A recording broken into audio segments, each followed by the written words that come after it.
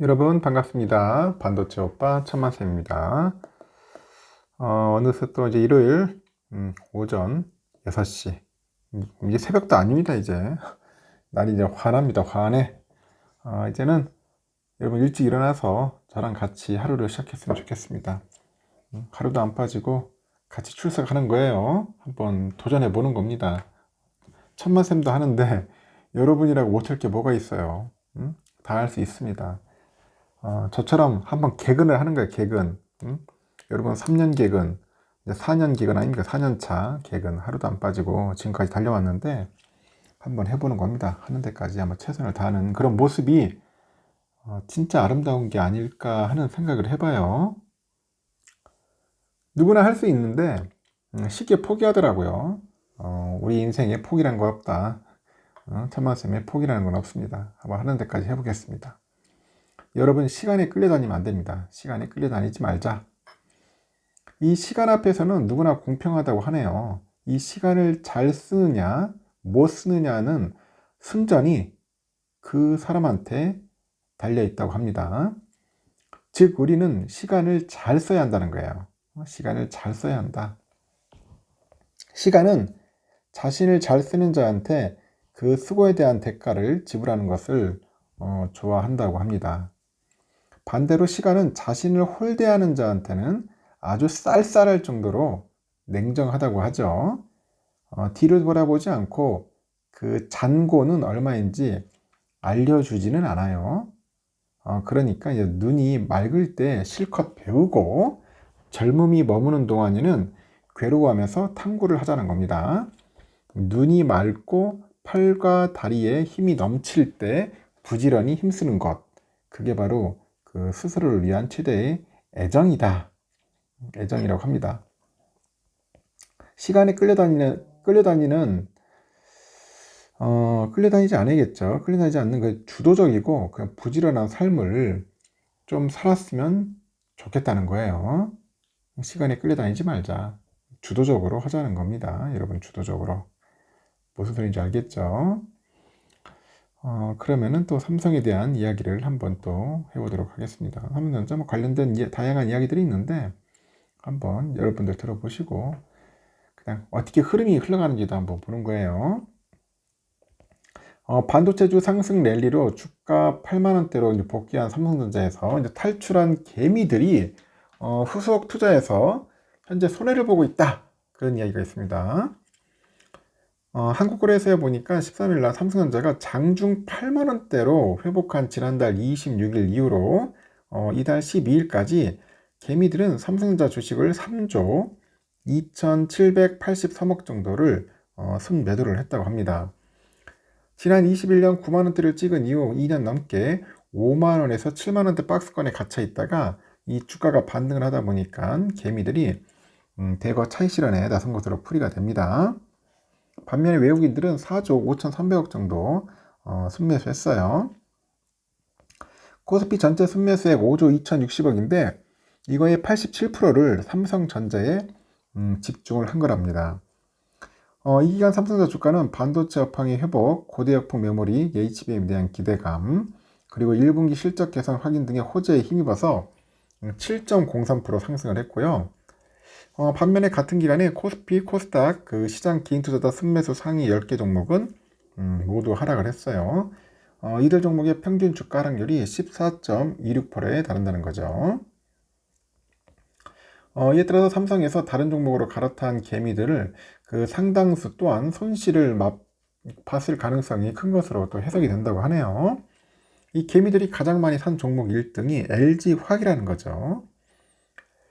3,505억 원을 순매수했는데 주가가 46만 500원에서 지난 12일 39만 3천원으로 14.66% 하락을 했고요.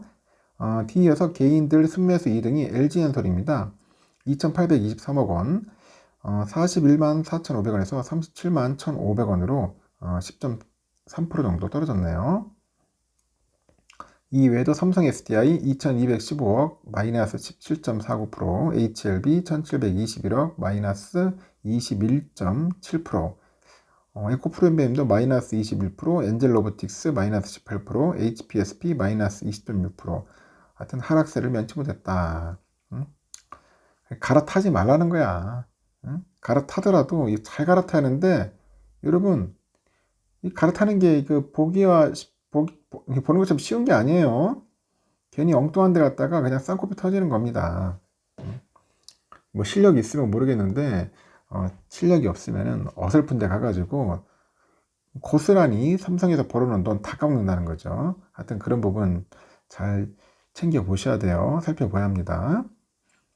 현재 한국하고 미국은 그 한미 공급망 그 산업대화와 한미일 산업장관 회의를 올해 상반기 내에 각각 그 개최하기로 합의했다고 하네요. 미국을 방문 중인 그 안덕근 산업통상자원부 장관이 12일 워싱턴 DC의 그 주미 한국 대사관에서 특파원과 간담회를 가진 자리에서 이렇게 밝혔다고 합니다. 안 장관은 상무장관 지나 로먼도 미국 그 면담을 통해서 한미 공급망하고 산업대화를 통해서 폭넓은 성과 도출 방안을 논의했고, 지난해 8월에 캠프 데이비드에서 한미일 정상이 신설 합의한 그 한미일 산업장관 회의에서도 협력 방안에 대해 논의를 했죠. 그는 또 무역 구제 이슈를 제기하는 등 기업의 통상 관련 애로 해소를 위한 노력도 전개했어요. 그리고 제니퍼 그랜홈 미 에너지부 장관하고 지난해 4월 윤석열 대통령 그 국빈 방미 이후로 1년 만에 한미에너지 장관 회담을 개최했다고 소개하고요. 배터리하고 전력기자재, 재생에너지, 수소, 원전 등 그 양국 간의 포괄적인 에너지 협력 방안에 대해서 논의했다고 설명을 합니다. 그러면서도 이를 지원할 수 있는 그 장관급 에너지 정책 대화의 올해 내 개최를 제안했고요. 그 양국 간의 그 장관 간의 소통 채널의 활성화에 공감대를 형성했다고 부언하는 거죠. 이와 관련해서 한미 간에는 매년 미국의 휴스턴에서 열리는 그 세계 최대 에너지 행사가 있어요. 세라위크. 이거하고 그 한국에서 하반기에 개최되는 기후 컨퍼런스 등을 활용해서 이 장관급 에너지 정책 대화를 개최하는 방안을 협의 중인 것으로 알려져 있고요. 안 장관은 우리 기업들의 원활한 대미 투자를 위해서 미국 행정부하고 상하원 그 의원들 간의 인플레이션 감축법 그리고 반도체법 관련 우리 기업에 대한 차별 없는 그런 충분한 보조금하고 세액공제 지원을 촉구하고요. 현지 생산 설비 완공을 위해서 필요한 단기 전문 인력에 대한 원활한 비자 발급을 요청했다고 합니다. 이와 관련해서 정부는 조만간 발표가 예상되고 있는 미 상무부의 그 삼성전자에 대한 반도체 보조금과 관련해서 다른 경쟁국하고 기업에 비해서 불리한 조건이나 그런 대우를 받지 않은 것으로 파악하고 있는 것으로 알려졌다고 합니다. 안 장관은 미국 정부하고 의회에서 우리 기업들의 그 대미 투자가 미국 경제에 큰 기여를 하고 있다는 점을 충분히 인식하고 있었으며, 대미 투자 기업들의 애로를 해소하기 위해서 적극 노력하겠다는 의지를 보였습니다. 그리고 이번 방미를 통해서 미국 행정부랑 의회 주요 인사들을 만나보니까 그간의 한미 관계가 단순히 안보 동맹을 넘어가지고 첨단 산업, 에너지, 그리고 공급망 그 동맹으로 격상됐다는 점을 몸소 체험할 수 있었다면서 그 양국 관계는 그 어느 때보다 긴밀한 그런 협력 관계 있고요. 이러한 관계를 더욱 공고히 해서 이제 강화해 나가기로 이제 한다는 거죠. 그래서 정부 차원에서도 미국 그 행정부하고 협의를 지속해 나갈 거랍니다. 그 한미 관계의 그 강화의 중심에는 기업을 포함한 그 경제계의 역할도 매우 컸던 것으로 생각한다고 하네요. 앞으로 우리 기업의 그 대미 투자 원활하게 해야겠죠. 그 한미 경제계 간 그 협력 강화를 위해서 민간 아웃리치 활동 등을 통해서 정부도 측면에서 적극 지원해 나갈 예정이라고 합니다. 안 장관은 미국 측에서 우리 경제계가 미국에서 상당히 많은 투자를 하고요. 다양한 경제 활동을 했던 것에 대해서 상당히 고마워하는 분위기였다고 하네요. 이번에 국내 정치 상황 변화가 있고, 국내에서 여러 가지 우려도 있지만은 이런 정치 상황 변화와 관계없이 한미 간의 산업, 경제, 관계를 공고히 하고 이런 관계를 이어가자는데 공감대가 확실히 구축됐다고 이제 덧붙인 겁니다. 그래서 한국 정부는 한미 간 그 에너지 분야 갈등 현안인 그 한국 수력 원자력과 미국 원전 기업이죠. 웨스팅하우스 간의 분쟁과 관련해서 기본적으로 해당 사안이 민간 기업 간 분쟁인 만큼 정부가 개입하는데 한계가 있다는 그런 입장인 것으로 전해진 것 같아요. 다만 한미가 원전 생태계나 그 공급 차원에서 협력을 하고 있다는 그런 상황에 양국의 그 대표 원전 기업인 양사 간 분쟁이 해결되지 않으면 이를 제대로 할 수 없는 만큼 그는 건설적인 그런 해결책을 도출할 수 있도록 적극적으로 지원하고 있는 것으로 알려져 있어요. 이와 함께 또 한미 간에 또 한국의 대중국 반도체 장비 그 수출 통제와 관련한 협의도 계속 진행되고 있는 것으로 전해지네요.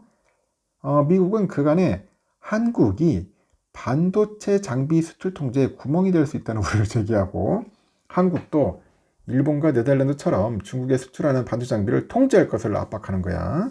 우리 보고 죽으라는 거죠, 결국은.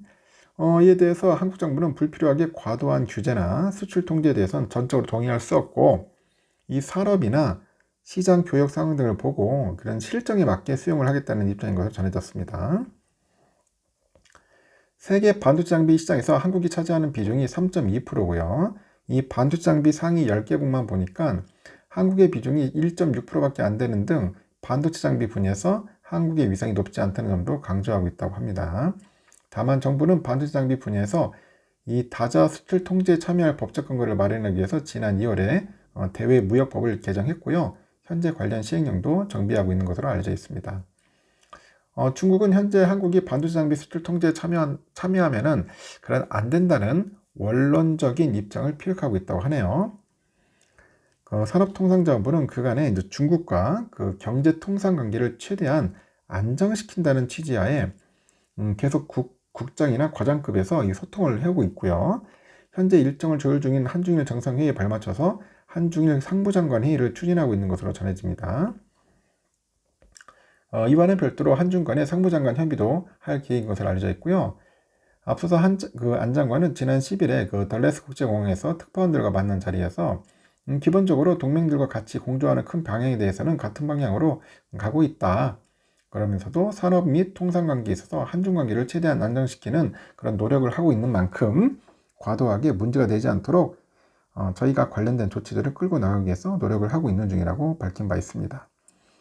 한편 한국은 미국의 요청으로 오는 17일 발효되는 인도 태평양 경제 프레임워크 공급망 협정에서 그 운영하는 위기 대응 네트워크 의장국을 맡기로 한 것으로 전해졌다고 하네요.